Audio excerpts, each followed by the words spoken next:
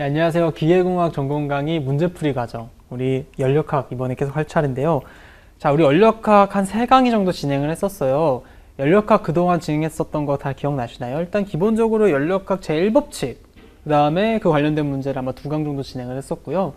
그리고 나서 이상기체 되게 중요하다고 말씀드렸죠. 그래서 이상기체에 대해서 믹싱, 이상기체 혼합, 이쪽 문제에 대해서 한 강을 좀 소비를 했어요. 그 다음에 이제 앞으로 할 거는 연력학 1법칙을 어느 정도 했기 때문에 연력학 2법칙과 관련된 문제를 해야 되거든요.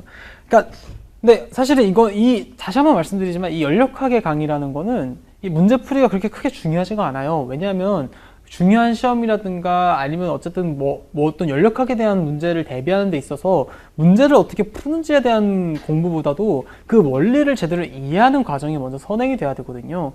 근데 이제 고체역학 같은 경우나 유체역학도 살짝은 비슷은 해요. 유체역학이 약간 그 중간에 있다고 할 수 있는데 고체역학 같은 경우는 이론을 완전히 아는 것보다는 문제를 제대로 풀 줄 아는 게 되게 중요해요. 왜냐면 그 원리도 물론 중요하지만 그거 갖고 어떻게 적용하는지가 되게 중요하거든요. 근데 문제가 연력학 같은 경우는 아예 그 원리에 대해서 제대로 이해했냐 안 했냐에 대한 문제가 많이 나옵니다. 그럴 때는 원리에 대한 게 일단 중요하고 문제풀이는 이제 원리를 암에도 불구하고 이제 조금의 어떤 테이블 읽는 법이라든가 또 문제를 해석하는 방법 이런 부분에 대해서 좀 포커스 맞춰가지고 연습을 하시는 게 대비를 하는데 가장 좋은 방법이라고 생각을 해요. 그래서 무조건 제 연력학 이 문제풀이만 들으면 소용이 하나도 없어요. 일단은 항상 제가 강의했었던 연력학 기본 강의 혹은 이제 다른 교수님들 거에 연력학 강의를 항상 먼저 들으시고 기본적으로 연력학에 대한 개념이 딱 머릿속에 있어야 돼요. 우리 한번 다시 복습해 볼까요? 일단 처음에 우리 뭐 했었죠?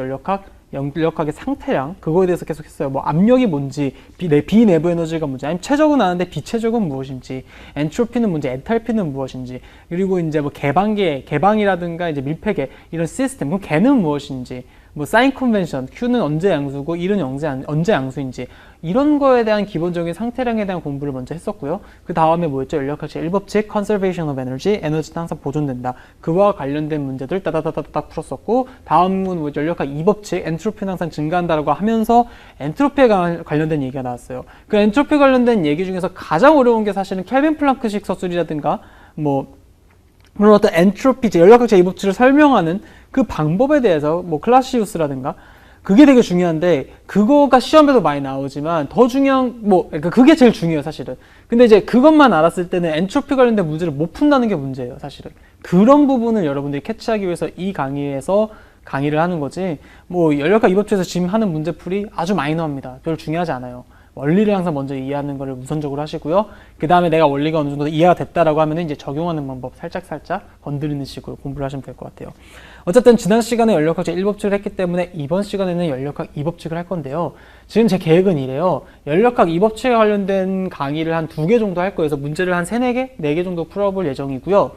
그 다음에 한 강을 좀 더 써서 연력학 1법칙에서 있었던 내용과 연력학 2법칙에 있었던 내용을 각각 하나하나씩 하되 좀 역학적인 센스를 좀 발휘해야 되는 문제들 있잖아요. 그런 문제들 한 강의 정도 좀 만들어 볼까 해서 문제를 좀 풀고 있어요. 그래서 그 중에서 좀 가장 어려운 문제, 좀 약간 응용됐으니까 좀 여러분들이 어려울 만한 뭐 그런 문제, 예를 들면 빔이 적용이 된다든가 아니면은 뭐 스프링이 적용된다든가 어떤 물리적인 개념 자체가 좀 추가로 센스가 들어가야 되는 문제를 한 강 정도 만들어서 조금 여러분들이 당황할 수 있는 문제에 대한 대비를 좀 시켜드릴까 하는 지금 고민을 하고 있어요. 그 다음에 아마 2-3강 정도는 이제 사이클에 대한 거, 우리가 기본 강의에서 오토 사이클하고 랭킨 사이클인가 문제를 하나 풀었었거든요. 근데 랭킨 사이클 되게 중요해요. 그래서 그 문제가 좀 어렵고요. 그런 문제 아마 풀면서 진행을 좀 할 것 같아요. 그래서 아마 연력강은 좀 짧게 10강이 안 되는 식으로 진행이 될 겁니다. 자, 그래서 원래 이제 우리가 하려고 했었던 거 들어가 볼까요? 이번 시간에 할 거는 연력학 제2법칙, 엔트로피에 관련된 문제인데요. 엔트로피에 대한 개념을 다시 복습하지 않아요. 다시 한번 말씀드리지만 원리는 기본 강의에 있어요. 그거를 그냥 이해하셔야 되고요. 이거는 그 강의를 이해했음에도 불구하고 내가 이 문제를 어떻게 적용하는지를 몰라서 못 푸는 문제들만 갖고 온 거니까 이거는 다시 한번 말씀드리면 마이너한 거예요. 엔트로피 지금 연력학 제2법칙에서 이 문제 풀면 다 한다? 이게 절대 아니라는 거예요. 연력학 제2법칙은요. 클라우시우스식 서술하고 그 켈빈 플랑크식 서술 그거 2개 이해하는 게 되게 어려워요. 철학적이거든요. 그건 다 기억하시죠? 제발 기억하셔야 돼요. 열기관은 하나, 알죠? 100% 열기관 존재할 수 없다 이런 것 다 아셔야 됩니다. 자, 일단은 연력학 2법칙에 다시 한번 말씀드리지만 엔트로피 관련된 기본 문제 한번 더 들어가 볼까요? 6.1 1에 있었고요. 이거가 내용이 이제 컴퓨터 부품에 대한 냉각 문제래요. 이게 아마 엔트로피 개념이 처음 들어간 내용이라서 그 테이블 보는 거라든가 이용하는 데는 처음 그 관련된 내용입니다. 자, 문제를 항상 읽는 게 중요하죠. 아, 이거 제가 원래 그 책 문제를 좀 갖고 왔으면 좀 좋았을 텐데, 여러분들은 제가 그 아마 솔루션이라든가 이런 거 다 찾을 수 있기 때문에 원래 책 한번 읽어보시면 아실 거예요. 문제가 되게 길어요. 뚜두두두 긴데 이걸 요약하는 법 꼭 아셔야 된다고 말씀드렸고, 150도가 이제 절대 온도로는 이제 423.15K죠. 인 포화 액체가 있어요. 이런 게 되게 중요하죠. 포화인지 아닌지. 여기 어쨌든 여기서 포화 액체래요. 물이래요, 물. 포화 액체가 있는데, 요거를 어디다 넣냐면은 피스톤 실린더에 넣어요.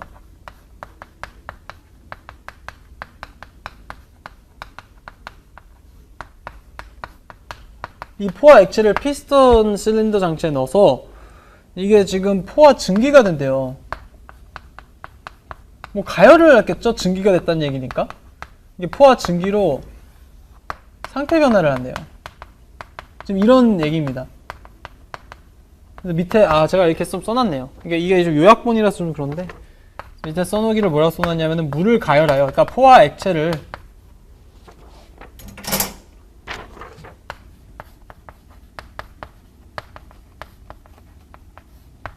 정압 등온화해서 내부 가역 과정이래요. 그래서 보야겠다.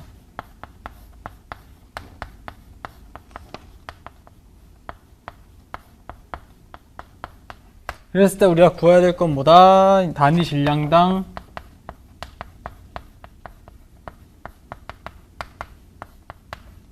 일과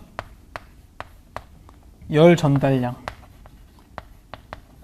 열 전달량이라고 하는 거는 말 그대로 Q고요.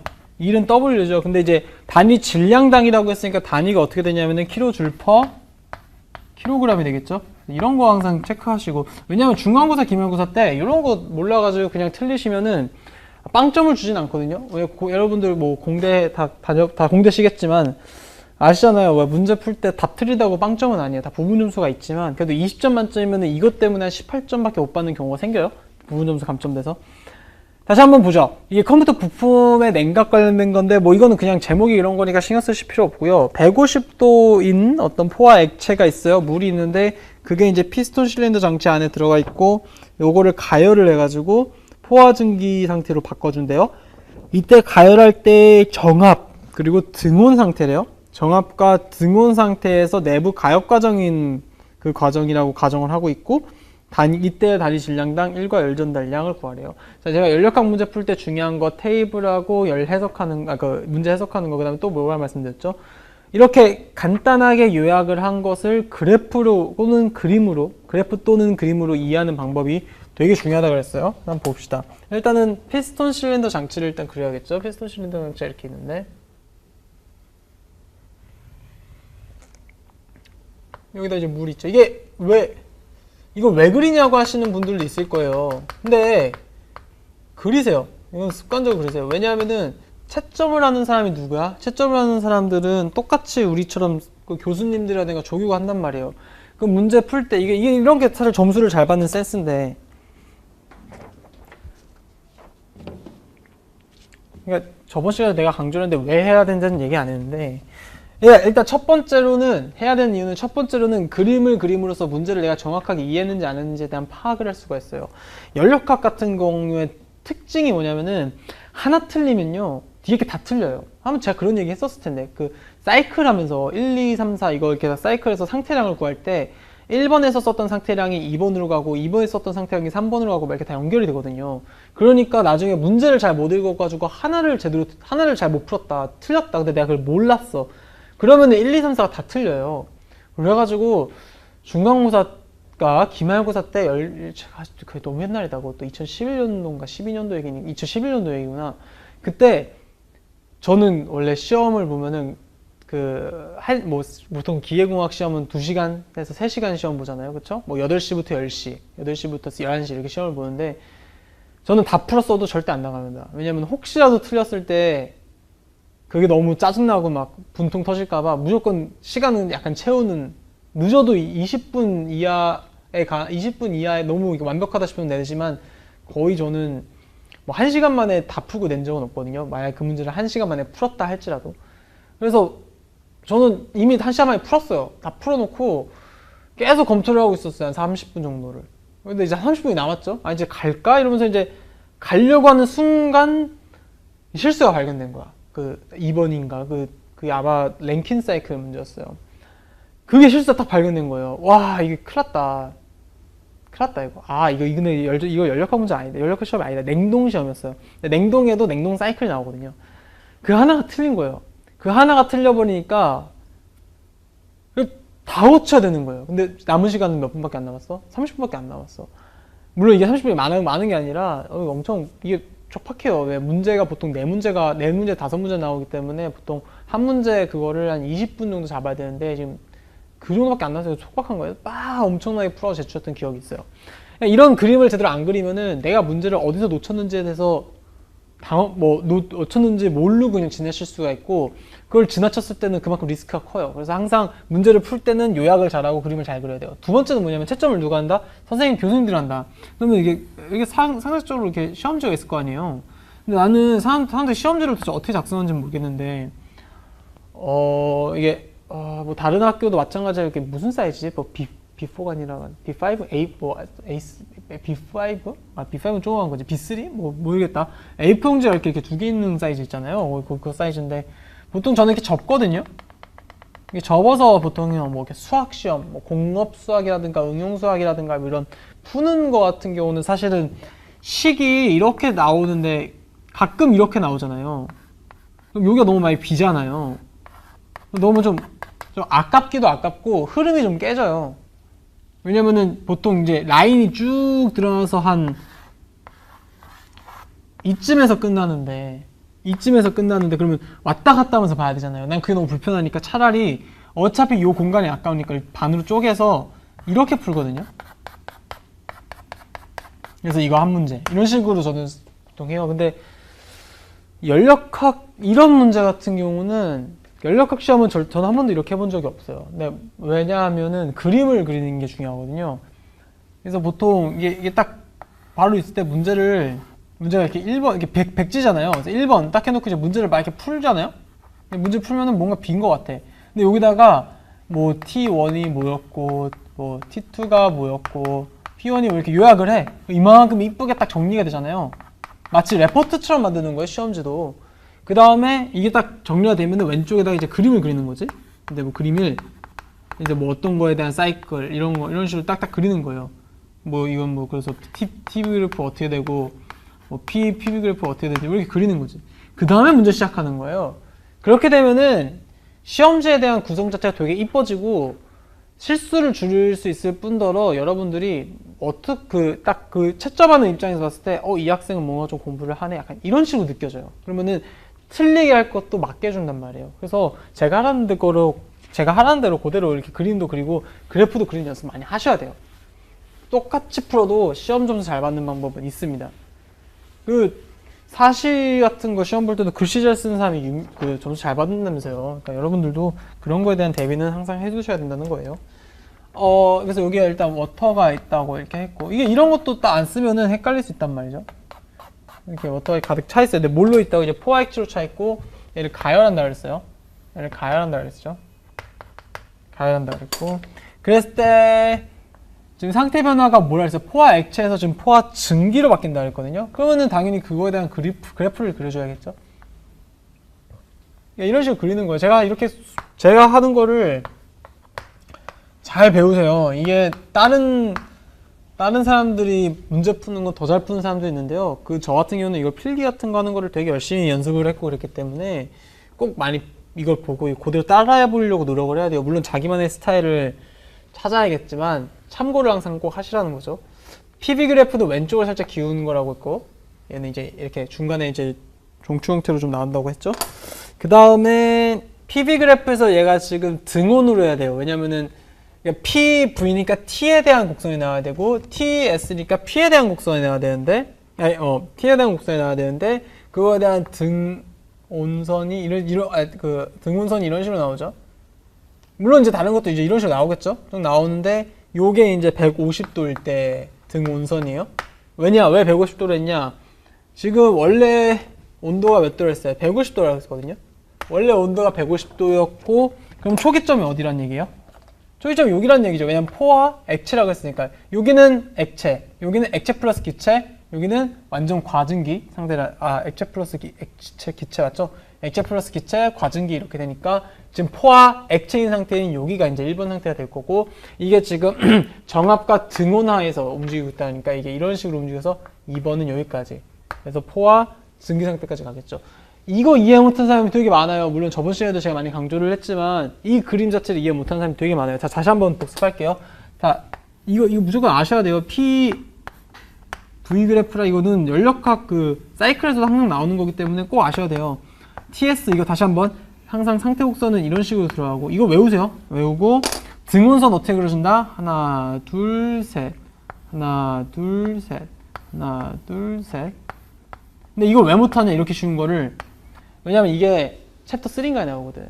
그러니까 여러분들이 대학교 2학년 중간 완전 처음에 하이 에브리온 할 때 나온다고 이게. 그럼 그때 언제예요? 여러분들 2학년 됐으니까 선배 노릇 해야 될 거 아니에요. 선배 막 후배 애들한테 밥도 사주고 막 동아리 선배인 것처럼 좀 이렇게 막 이렇게 훅가시도 좀 부리고 막 이래야 되잖아요, 여러분. 바쁘다고요. 막 술도 마셔야 되고 공을 누가 해요, 이 대학교 2학년 때. 그래가지고 이걸 그냥 슥 넘겨요. 그래서 그때 다 C를 맞아. 참고로 얘기하면 저도 연력학 1하고 고체학과 1이 C였어요. 왜 C였냐? 공부를 안 했거든. 근데 그다음부터 정신 차려서 공부를 해서 이제 A뿔을 맞은 건데 그러니까 공부를 할 수가 없어요. 대학교 2학년 1학기 때는. 왜냐면 애들 또 군대 간대. 딱 그때 되면 딱 군대 갈 타이밍이에요. 몇몇 애들이 나는 일찍 군대 가서 정신 차려야 돼 이러면서 1학년 때 끝나고 군대 가요. 그래가지고 이런 거 모른다고. 모르고 그냥 이렇게만 들어가니까 이게 뭔지 모르는 사람들이 되게 많아요. 그러니까 다시 한번 얘기해 드릴게요. 이게 등온선이에요. 등압선은 이렇게 올라가요. 이런 거를 기본적으로 알고 있어야 돼요. 이건 등압선. 이런 식으로 올라간다고요. 알겠죠? 그거를 지금 이게 이렇게 되는 거고 이게 올라가면 올라갈수록 온도가 높은 거야. 예를 들면 이게 뭐 150, 뭐 160, 170, 뭐 200 이렇게 쭉 올라가는 거예요. 얘도 마찬가지예요. 10메가파스칼, 20메가파스칼 올라가는 거라고 쭉. 그 중에서 내가 지금 여기 본 거는 지금 150에 해당되는 여기랑 여기. 요 얘기를 하고 있는 거예요. 여기. 이해되시겠죠? 얘도 마찬가지예요. 그러면은 지금 정압과 등온하에서 내부 가역 과정으로 지금 물이 가열된다고 했기 때문에 정압선을 일단 그려야 되고요. 문제는 뭐냐면은 이 압력이 도대체 언젠지를 몰라요. 그러니까 압력이 언젠지를 몰라가지고 어느 선인지는 알 수가 없는데 그래도 Y축이 T잖아요. T가 150이니까 뭐 뭔지는 모르겠지만 뭐 한 대충 이점이 한 150이지 않을까? 뭐 이쯤이 한 150 돌지 않을까? 해서 이렇게 등온으로 되겠죠. 우리 그거 알잖아요. 액체에서 기체로 상태 변화할 때는 압력이 온도가 일정하게 유지된다는 거. 이런 식으로 이제 운동하겠죠. 근데 몇인지는 몰라요. 몇 압력인지는 모르겠는데 이제 이런 식으로 이동을 하겠죠. 그리고 압력이 왜 일정해? 그런 것도 알아야 돼요. 왜 압력이 왜 일정해? 온도는 일정하다고 쳐. 온도는 뭐 일정하다고 하니까 온도는 일정하다 치는 압력은 도대체 왜? 이게 피스톤이잖아요. 여기 압력이 기압이 있다고. PATM 이렇게 누르고 있어. 근데 얘가 가열이 되면 안에서 내부 에너지가 막 생성돼. 근데 그 에너지 어떻게 해? 얘가 피스톤을 올리잖아요. 피스톤을 올리면서 뭘 해? 일을 해. 그럼 내가 갖고 있었던 에너지가 일로 전환이 되는 거죠. 근데 문제는 뭐냐면은 내가 위에서 지금 누른 게 있어요, 없어요? 아무것도 없죠. 그냥 똑같이 기압 상태에서 움직이고. 그러니까 일은 하고 있는데 그 일을 하고 있는 대상 자체가 똑같은 압력을 받고 있는 뚜껑을 대상으로 하고 있단 말이에요. 그러니까 이 안에 있는 개에서 받고 있는 압력 자체는 결국 ATM이랑 똑같은 거예요. 애트모스피어의 압력이랑 기압이랑 똑같다는 얘기죠. 그러니까 정압인 거예요. 이런 것도 딱 그러면 이런 문제를 자꾸 풀다 보면은 내가 아마 저번 시간에도 피스톤 실린더 문제 되게 많이 풀어들었는데 이런 문제를 자꾸 풀다 보면은 피스톤 실린더의 압력이 일정하겠구나. 뭐 이런 식으로 자꾸 접근을 해야 된다는 거예요. 그런 게 그렇죠. 그 전기밥솥, 압력밥솥 같은 경우도 여기에다 이제 압력을 줘가지고 압력 높이는 거잖아요. 뭐 그런 식으로 자꾸 연결을 해서 기억을 하면은 좀 더 쉽겠죠. 자, 어쨌든 이런 식으로 지금 가고 있고 1번에서 2번까지 이렇게 상태 변화를 했어요. 상태 변을 하면서 지금 한 1이 있죠. 왜냐면 우리가 구해야 될 게 1과 열 전달량을 구할 거거든요. 그럼 1은 이 면적이겠죠. 왜? 얘 무슨 곡선이야? PB 곡선이잖아요. 왜 면적이 그거야? PDV잖아요. 그럼 이거는 왜 이게 1과 관련돼 있잖아요. 이게 왜 1과 관련돼 있죠? P라는 거는 뉴턴 퍼 미터 제곱이라는 파스칼 단위이고 V는 뭐예요? 미터 3승이잖아요. 물론 킬로그램은 나눠지지만. 그러니까 얘는 뉴턴의 미터. 그러면 힘을 미터로 했으니까 당연히 1이겠죠. 물론 단위 질량당 1이겠지만 어쨌든 1번에서 2번까지 간 이 면적을 계산해 주면은 얘가 피스톤이 1번 상태에서 2번 상태까지 정압이면서 등온으로 올라가는 동안 어느 정도 일을 했는지에 대한 얘기를 할 수 있다는 거죠. 여기서 어떻게 될까요? TS. 자, TS라는 것도 우리 이제 연력학 제2법칙 다 배웠다고 가정을 하면은 TS랑 관련되는 것도 뭐랑 관련이 있죠? 얘는 TDS잖아요. TDS. 그럼 TDS 적분하면 뭐가 나오죠? 열이 나오죠. 열. 자, 이거 왜 그래? 연력학 이 법칙에서 다 증명을 했던 부분이니까. Q는 델 TDS, 델 Q는 TDS 이렇게 했죠. 그래서 우리 그 식 중에서 다시 한번 복습하면은 뭐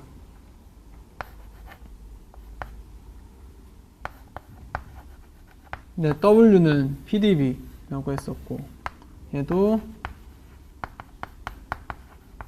이런 식으로 얘기를 한 바 있었죠.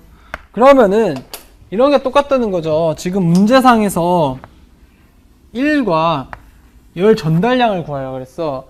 1과 열 전달량을 구하라고 했으니까 당연히 1을 보려고 PV 그 곡선을 그릴 생각을 해야 되는 거고 열 전달량을 구하라고 하는 건 사실 좀 어떻게 보면 당황스러워요. 왜 열 전달량을 구한다는 거는 사실 연력학 1법칙 같은 데에서는 몇 킬로줄의 열이 어떻게 방출됐다 들어왔다 이런 식으로 얘기를 해주지 열 전달량을 구하라고 하진 않았거든요. 근데 이제 열 전달량을 구하라고 한다는 거는 엔트로피를 이용하라는 얘기거든요. 그러니까 당연히 엔트로피 관련된 TS의 곡선을 그려줘야 되는 거죠. 그러니까 문제를 요약을 해서 내가 필요한 그림과 내가 필요한 곡선 두 개를 그리면서 내가 도대체 어떻게 문제를 접근해야 될까 여기까지 하면요 연력학 문제는 거의 70%는 푼 거예요. 진짜요. 이게 70%예요. 30%는 계산이에요. 한번 봅시다. 이제 계산해 봅시다. 일단 1을 구하라고 했으니까 정합 과정에서 1을 한번 구해볼게요.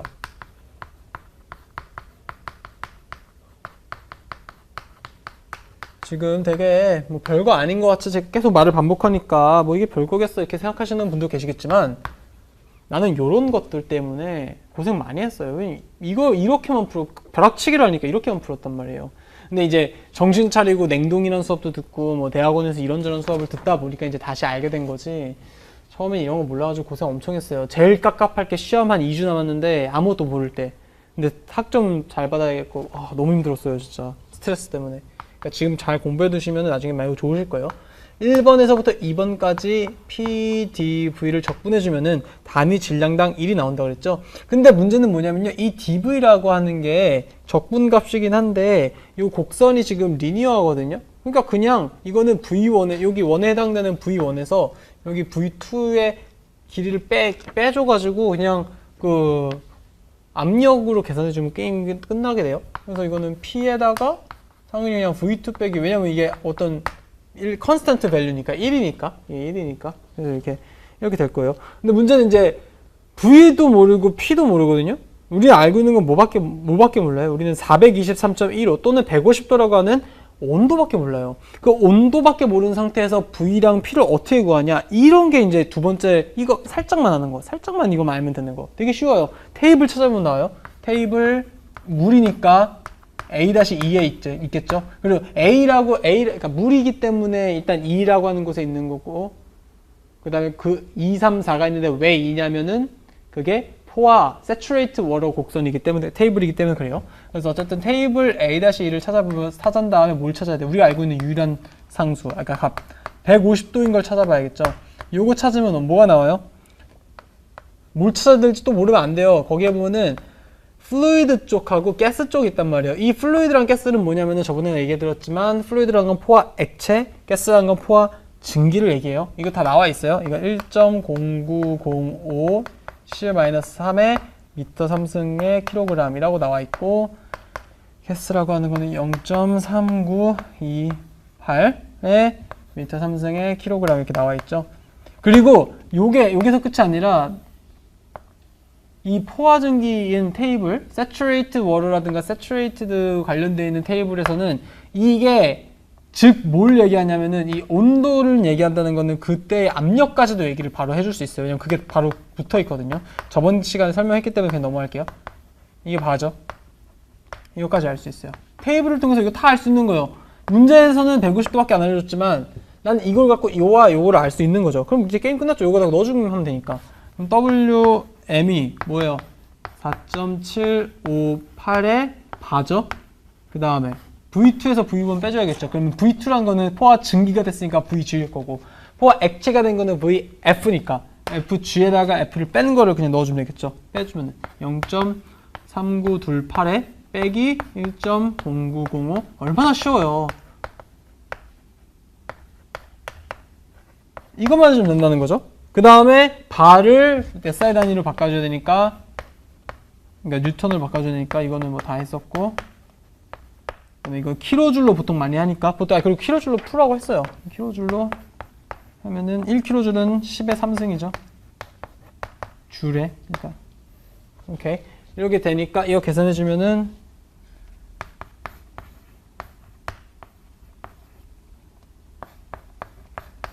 이런 식으로 답이 나오죠. 좀 계속 강조하고 싶었던 게 있는데 일단 문제 다 먼저 풀고 나서 좀 강조를 해드릴게요. 일단은 1번 문제에서 첫 번째 구하라고 하는 1 끝났습니다. 이제 열 전달 구할 건데요.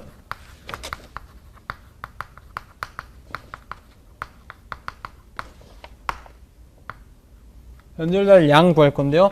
이것도 똑같이 Q는 TDS인데 1번부터 2번까지로 하면 되겠죠. 그렇죠? 그럼 이거 일단은 TDS인데 여기서 지금 이걸 대문자로 S도 엔트로피가 있고 비엔트로피가 있거든요. 근데 보통 테이블에는 비엔트로피 값이 있으니까 이걸 비엔트로피로 고쳐주고 이제 시작을 하면 되는데 다행히 리니어네요. 등온이기 때문에 그럼 똑같이 M에 T에 S2-S1이겠죠. 그럼 S2-S1 어떻게 구한다고? 똑같이 테이블에 있어요. 얼마나 쉬워요 이게. 찾아보면은 온도가 몇 도일 때? 150도일 때. 일단 이것도 그 포화증기일 때에 대한 거, 포화 액체에 대한 거 다 엔트로피가 있거든요. 그럼 SF, SG. 그래서 제가 랭킨 사이클이 어렵다고 하는 게, 랭킨 사이클 같은 경우는 포화 액체랑 포화증기 사이에 그 중간에 그 건도라는 개념이 들어가 버려가지고 계산 한번 더 해야 돼요. 근데 이제 오토라든가 이런 건 다 이상기체 쓰니까 그냥 PV나 RT로 해가서 문제 풀면 끝나는데, 하여튼 랭킹 같은 건 좀 어려워요. 그런 거를 연습하기 위해서 사실 이런 문제 푸는 거예요. 그래서 이런 문제를 일단 잘 풀어놔야 나중에 관련돼 있는 랭킹 사이클이라든가 그런 문제를 다 풀 수가 있어요. 다다음 시간 아마 풀게 될 거예요. 테이블 보면은 1.8418로 나와 있고요.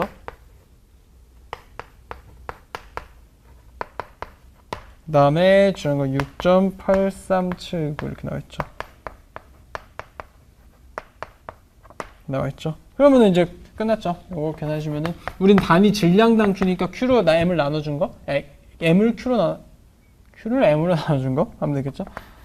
이거는 참고로 K예요, 켈빈이에요. 그래서 미리 아까 문제 풀 때 K로 바꿔놓은 거예요.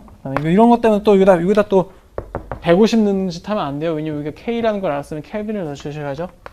그래서 단위도 안 틀리는 게 되게 중요한 게, 그래서 항상 저는요 문제 풀 때, 그러니까 제 거를 보세요. 이거 스캔한 거를 그거 갖고 공부를 하면 안 되는데 제가 어떻게 풀었는지를 잘 보세요. 단위가 웬만하면 다 적혀 있어요. 특히 연력학 풀 때는 약간 습관적으로. 그래야지 이게 이렇게 지워진다는 걸 알 수 있으니까. 오케이. 답은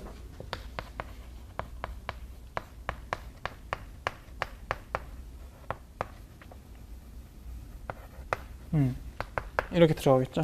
되게 간단해요. 어렵진 않은데 되게 간단하고요.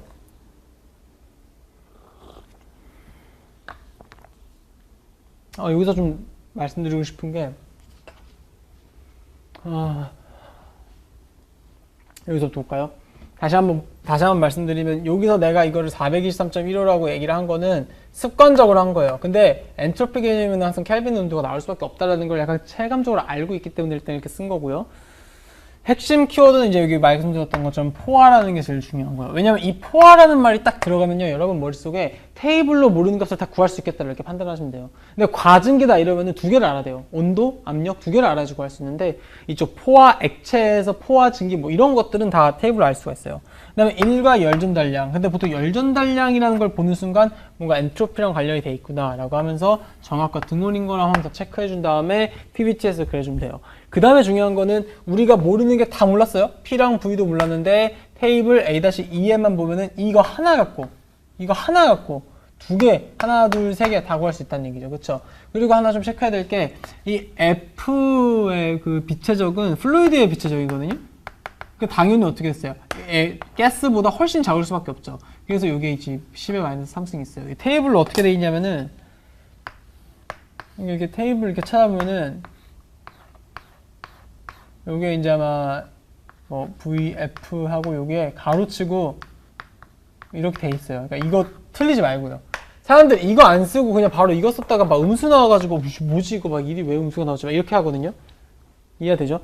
네, 마지막으로 강조드리고 싶은 거는 지금 일에 대한 부호와 열 전달량에 대한 부호인데 둘 다 뭐죠? 둘 다 양수예요. 둘 다 양수라는 건 뭐예요? 시스템이 일을 했다. 그리고 시스템이 열을 받았다. 다시 한번 사인 컨벤션 같은 거는 항상 인간의 입장에서 기계를 쓸 때 기계와 인간의 입장에서 우리가 생각을 해봐야 되는 거예요. 기계는 일을 하기 위한 거야. 기계는 밥을 먹고 일을 하기 위해서 태어난 존재예요. 그 기계 입장에서 봐야 돼요. 그럼 밥을 먹었어. 즉 열을 받았어. 플러스. 일을 했어. 플러스. 근데 일을 받았어. 마이너스. 열을 뿜어서 밥을 만들었어. 이러면 마이너스인 거예요. 무슨 말인지 아시겠죠? 오케이. 열역학 사실 문제 되게 별거 없는데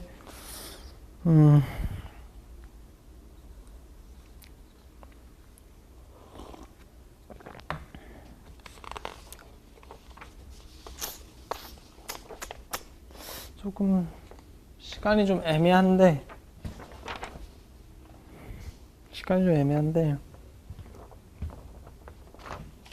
하여튼 문제풀이 과정을 꼭 45분을 만들 필요가 있을까라는 생각 좀 들기는 해요. 그 다음에 해봅시다. 10분, 15분 정도 남았는데 한번 해봅시다. 두 번째 문제도 마찬가지로 연력학 제2법칙과 관련된 문제인데 좀 간단하게 풀어볼게요. 해석은 여기 다 돼 있으니까. 엔트로피 생성량에 대한 얘기구나.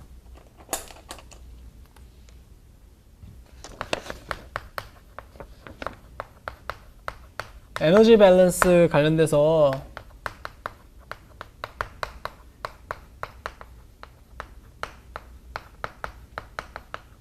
물의 비가역 과정 이렇게 돼 있고 여기도 마찬가지로 초기 과정이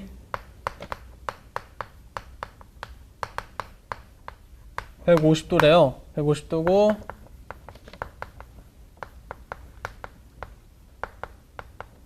포화액체 물이 이렇게 있고 똑같이 포화액체예요. 좀 빠르게 진행할게요. 이거는 비슷한 문제니까 여기도 마찬가지로 피스톤 실린더 딱 느낌 오죠? 이제 문제 한 두 문제 풀면은 이게 어떻게 접근해야겠다라는 생각이 좀 들어요. 피스톤 실린더 있고 여기는 어떻게 된다? 똑같이 이제 같은 온도로 된다는 거는 포화 증기로 된다는 얘기죠. 그쵸? 아니나 다를까 포화 증기로 상태 변화를 한대요. 그럼 아까 문제랑 똑같은데? 뭐가 다른가 보니까 여기서는 상태 변화가 불로 아까 가열해 준 게 아니라 그 휘젓기차의 교란작용에 의해서 이해진대요. 요 과정 자체가 상태 변화를 할 때 가열해 주는 게 아니라 휘젓기차라고 하네. 스톨러겠지 뭐.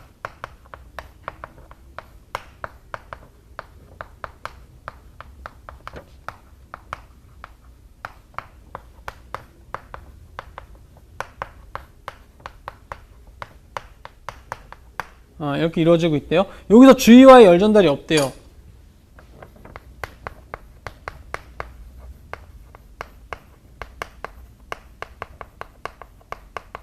그 말은 뭐예요? 단열이란 얘기죠.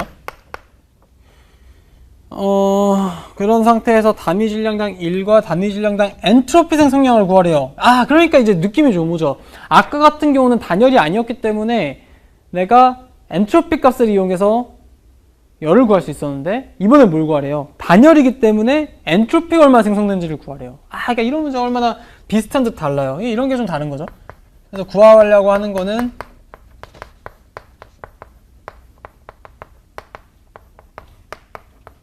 1. 이것도 마찬가지 kJ/kg 단위로 구할 것이고, 두 번째는 단위 질량당 엔트로피 상승량.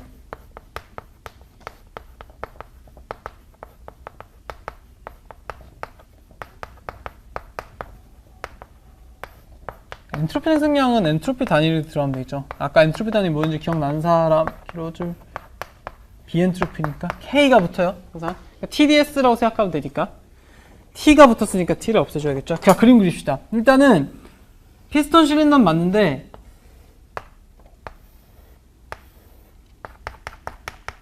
이게 지금 이런 스톨러로 좀 해주는 거거든요. 문제는 뭐냐면 이게 단열이 돼 있어. 그 말은 뭐냐면은 열 전달이 없다는 얘기예요. LQ가 제로란 얘기야. 열 전달이 없다는 얘기니까. 그쵸? 그 다음에 이거를 PV 그래프를 그려보면은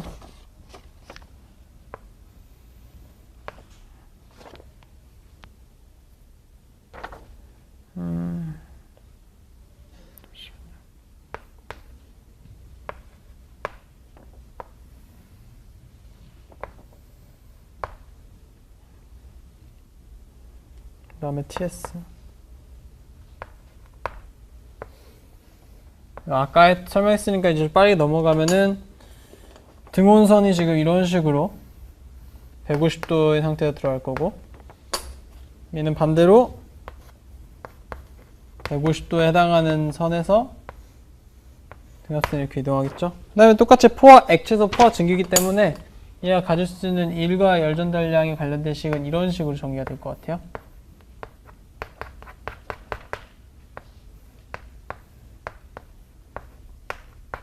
그렇죠? 이런 식으로 지금 전달이 될 것 같아요. 자, 여기서 좀 이거를 좀 설명하려면 좀 시간을 좀 쓰긴 써야 되는데, 아까랑 다른 게 있어요. 이게 이래서 조금 이게 좀 이해하기 어려울 수 있는데, 근데 같이 하긴 해야 돼. 같이 하긴 해야 돼. 잘 이해해 보세요. 그러니까 지금 거의 비슷한데, 아까는 이제 가열을 시켜주는 내용이었고, 여기서는 지금 PVT S에 대한 면적으로 열과 뭐를 구했었죠? 그 2를 구했었죠. 자, 근데 봅시다. 아까 같은 거에 대한, 아까 방금 했었던 문제 같은 거에서 가장 큰 가정이 뭐였냐면은, 아까 예제 6.1이라고 했었던 바로 전에 풀었던 문제 중에 가정은 내부 가역 과정이에요. 내부 가역 과정이라고 한다는 거는 내부 가역 과정의 reversible process라는 거거든요. 엔트로피의 증가가 없어요. 그러니까 언제든지 처음의 상태로 돌아왔을 때 흔적을 남기지 않는 가역 과정이다 라고 하는 거예요. 이상적인 사이클이라는 거예요. 근데 여기서는 지금 뭐라고 했냐면 그런 얘기가 따로 없어요. 따로 없기 때문에 지금 이 문제가 아마 그걸 읽어보면은 내부 가역 과정이라는 게 있었을 거고, 여기서 내부 가역 과정이 없다는 얘기이기 때문에 엔트로피가 항상 증가한다는 방향으로 흘러서 1번에서 2번으로 올 때 엔트로피가 증가를 하게 돼요. 엔트로피가 증가를 하게 되니까 거기서 엔트로피 생성값이 좀 생기게 되거든요. 근데 여기서 이제 말씀드리고 싶은 거는, 만약에 초기랑 1번하고 2번의 최종 상태가 동일 압력하고 온도에서 지금 계속 평형이에요. 압력도 지금 똑같고 온도도 지금 똑같은 상태에서 평형 과정을 이루는데, 중간에 어떤 변환 과정이 있었을 때, 그때 항상 사실은 압력과 온도가 그렇게 걸쳐서 균일할 수가 없거든요. 이게 일정할 수가 사실 없는 거예요. 그 말은 뭐냐면 이제 경로가 존재하지 않는다는 얘기이기 때문에 변화 상태가 있었다는 거고, 이건 면적과 관계가 없다는 얘기예요. 그러니까 다 간단하게 얘기하면은 내부 가역 과정일 때는 저게 우리가 이론적으로 생각하는 식들이 다 통용이 될 수 있지만, 여기서는 그런 말들이 없기 때문에 아까처럼 여기가 1이랑 여기가 열이다 라고 할 수가 없는 거예요. 그게 매우 중요해요. 아까 그 문제랑 저 문제는. 다시 한번, 내가 아까 좀 말을 좀 길게 해서 어렵겠지만, 내부 가역 과정일 때는 어쨌든 그 면적이 이제 1 또는 열로 설명될 수가 있지만, 지금 이 문제 같은 경우는 아무리 온도가 평형이 되고 압력이 평형이 된다고 할지라도 그 안에 내부 가역성이 있다고 우리가 얘기를 할 수 있는 거고, 원래 뭐 내부 가역 과정이라고 얘기를 안 했으니까, 내부 가역 과정이 아닌 그 비가역 과정이기 때문에 거기서 엔트로피가 항상 생성이 되는 거고, 그렇겠다는 얘기는 여기서 이렇게 상태 변화를 할 수가 없다는 걸 의미를 해요. 그럴 때는 이 면적 자체를 가지고 1이랑 열을 구한다? 이러면 틀린다는 거예요. 그러니까 이 문제를 하나 풀면서 뭐가 도움이 될 수 있어요? 아까 같은 문제 같은 경우는 내부 가역 과정이 있었으니까 저렇게 푸는 거구나. 내부 가역 과정이라는 게 없다면은 이렇게 푸는 거구나 라는 차이점을 여러분들이 갖고 들어가야 되는 거예요. 자세한 얘기는 여기다 좀 적어놨으니까 한번 여기 읽어보시면 되고요. 그럼 이 문제를 풀기 위해서 기본적으로 접근해야 되는 건 에너지 밸런스죠. 항상 L 법칙 들어가는 겁니다. 그러니까 사실은 되게 별것도 아닌 내부 가역 과정이란 단어 하나 때문에 문제풀이가 바뀌는 건데, 웬만한 문제는 다 내부 가역 가정이 되어 있어요. 내부 가역 과정이라고 가정이 다 되어 있어요. 근데 이런 문제 같은 경우는 조금 이제 딱 보시면 알겠지만 물의 비가역 과정이거든요. 이렇게 되었기 때문에 이 문제는 약간 특별하게 풀어야 된다. 약간 이런 식으로 접근하시면 될 것 같아요.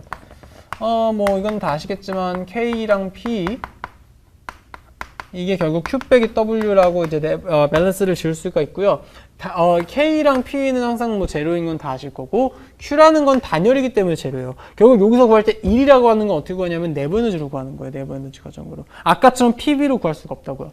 그러니까 뭐라고 설명해야 될까? 면적이 좀 작아요. PB, 그러니까 이거 좀 더 시간이 되나?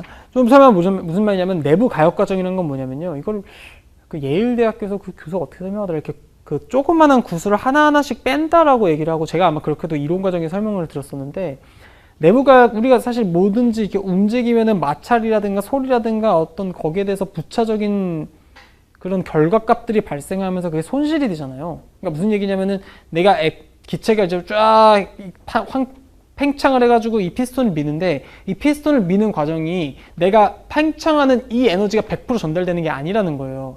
근데 가역 과정일 때는 그게 전달이 된다라고 하는 거거든요. 그렇기 때문에 이런 식으로 내부 에너지의 변화가 100% 열로 전달이 될 수가, 1 또는 열로 전달이 되는 경우가 있지만, 아까 같은 경우는 내부 가역 과정이기 때문에 그냥 그 PdV라고 하는 그 공식을 써서도 증명이 될 수가 있었던 거죠.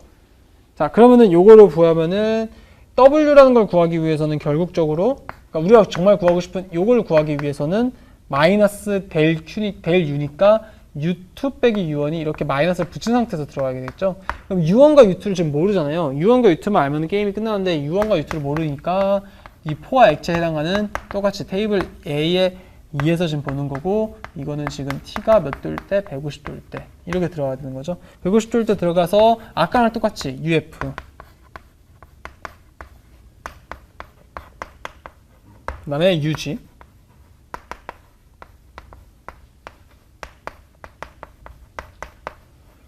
이렇게 두 개 들어가겠죠? 그 다음에 그럼 문제 풀 수 있겠죠. 빼면은 마이너스 1927.82. 왜 마이너스죠? 당연하죠. 얘는 이 개라고 하는 놈은 원래 에너지를, 그러니까 일을 해야 되는 놈인데, 어떤 애가 스트롤러 갖고 막 프로펠러 갖고 돌려가지고 일을 넣어줬으니까 마이너스가 좀 되는 거예요. 에너지 밸런스 1을 구했고, 그 다음에 열은 어떻게 구하냐? 이건 엔트로피 밸런스를 구해야 되는 거거든요. 그러니까 이게 내부 가역 과정 중에서는 사실 거의 안 나오는데, 문제가 잘 안 나와요. 내부 비가역 과정 문제는. 근데 중간고사나 기말고사 같은 데서는 한 번씩 나올 수 있으니까 아까 그 문제랑 비교해가면서 푸시면 딱 좋을 것 같아요. 에너지 밸런스식 제가 설명드렸겠지만 엔트로피 생성량까지 이렇게 들어야 되는데, 델 Q가 제로죠. 왜냐하면 단열이기 때문에. 그래서 엔트로피 생성량 요 놈은 M으로 나눠서 단위 질량당으로 해야 될 거고, 이거는 그 B 엔트로피에 대해서 값을 해줘야겠죠. 이것도 마찬가지로 테이블 A-2로 찾으면요, 요거에 대해서 뭐가 나오냐면은 6.8418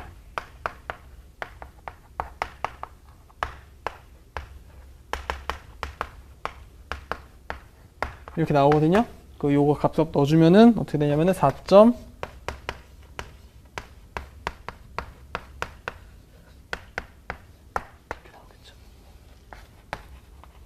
오케이. 이런 식으로 문제가 좀 풀릴 수 있을 겁니다. 공부는 이런 식으로 하셔야 돼요. 모든 공부도 마찬가지인데, 근데 여러분들이 문제풀이 과정을 듣는 게 아마 문제를 풀 일이 있으니까 듣겠죠. 근데 공부를 하실 때 비슷하면서 다른 문제를 푸셔야 돼요. 항상. 여러분들이 그걸 이렇게 끄집어내서 보려고 그런 전략을 가지려고 하는 것도 일단 공부의 방법이고, 그렇게 꼭 실천을 하시는 것도 되게 중요하다는 거예요. 그래서 오늘 엔트로피 관련된 문제를 2문제 풀었는데, 그 엔트로피 관련된 문제에서도 가역 과정일 때, 비가역 과정일 때, 1과 열을 구할 때 어떻게 접근을 하는지에 대한 어떤 생각을 좀 하는 그런 강의가 좀 됐으면 해서 마지막으로 이런 말씀을 드리고요. 오케이. 이 정도로 끝내고 다음 시간은 똑같이 엔트로피 관련된 문제를 풀 건데요. 한 두 문제 정도도 딱 풀면은 좋을 것 같아요. 네. 이와 같이 엔트로피 관련된 문제 풀면서 엔트로피 관련된 거 내용 좀 정리할 수 있도록 하겠습니다. 너무 수고하셨고요. 다음 강의에서 뵙도록 하겠습니다. 감사합니다.